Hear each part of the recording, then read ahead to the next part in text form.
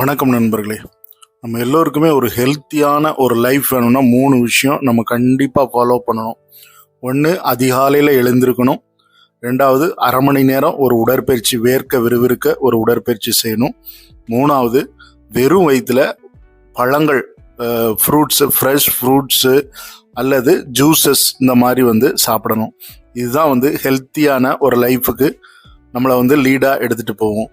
ஒன்று, இது நம்ம பிரேக்ஃபாஸ்ட்டுக்கு முன்னாடி வெறும் வயிற்றில் சாப்பிடலாம்.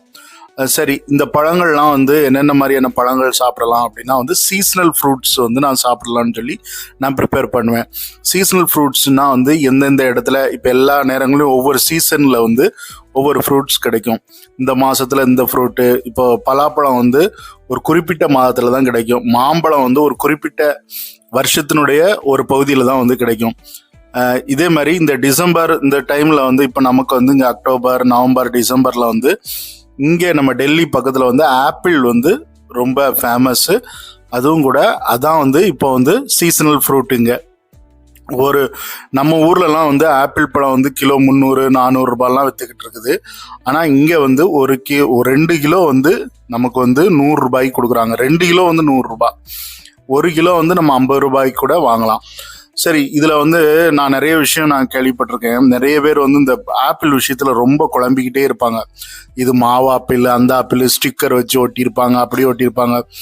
ஒன்றும் இல்லைங்க, ஏதோ அது ஒரு மரத்துலேருந்து முளைச்சி வந்திருக்குது, அதுலேருந்து பழம் வருது, இனிப்பாக இருக்குது, நல்லா இருக்குது, ஆப்பிள் சுவை தான் இருக்குது. ஸோ இது எந்த ஆப்பிள்னா நம்ம வாங்கி சாப்பிடலாம். இப்போ இது இந்த ஆப்பிள் பார்த்தீங்கன்னா ரொம்ப நல்லா இருக்குது, இனிப்பாக இருக்குது, திகட்டுது இனிப்பு. ஸோ இது கிலோ 2 கிலோ 100 ரூபாய்க்கு கொடுக்குறாங்க பாருங்க.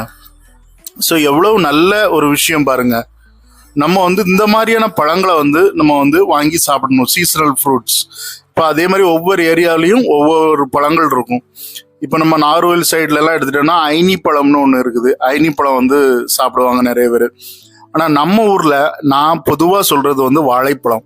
இந்த வாழைப்பழம் நம்ம தமிழ்நாட்டில் கிடைக்கிற மாதிரியான வாழைப்பழங்கள் எங்கேயுமே இந்தியாவில் கிடையாது. வெரைட்டியான வாழைப்பழம், நாட்டுப்பழம், செந்துழுவம் பழம், அப்புறம் ரோபஸ்டா, அப்புறம் ரசக்கத்தலி, எவ்வளவு பழங்கள் பாருங்க. நம்ம கணக்கிலேயே எண்ண முடியாத வாழைப்பழங்கள் நம்ம தமிழ்நாட்டில் தான் இருக்குது. அதனால தமிழ்நாட்டினுடைய வாழைப்பழத்தை நம்ம கைவிடவே முடியாது. வருஷம் முழுவதும் கிடைச்சிக்கிட்டே இருக்கும் பழங்கள். சின்ன பிள்ளைகள் சாப்பிட்றதுக்காண்டி பூலாஞ்சுண்டா, அப்புறம் சின்ன மட்டி பழம்.